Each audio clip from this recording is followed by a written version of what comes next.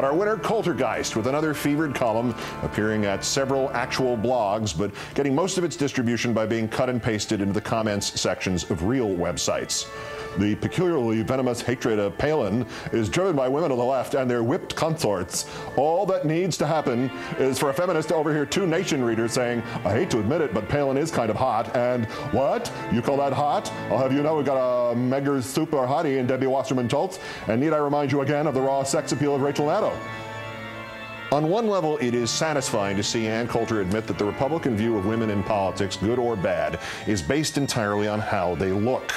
Judging by the pervasive immorality and holier-than-thou hypocrisy of Ensign and Sanford and Vitter and Gingrich and their ilk, the right wing thinks that the only thing that might ever interest a male voter about a woman is sex. God knows that must be Ann Coulter's life story.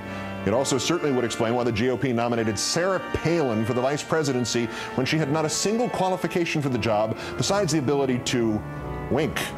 But even upon the reeking pile of manure that is the right-wing media and right-wing commentary, Coulter is something worse.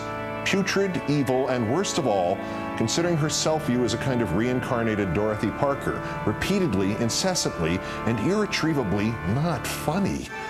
And one more thing. The shot at Rachel there is not merely stupid and, given viewer reaction to her, not only hilariously wrong, but it's also disturbingly revelatory about Ann Coulter and disturbingly sad.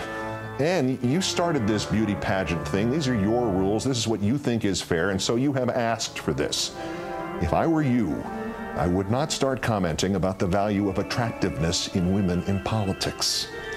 Ann Coulter, today's worst person in the world.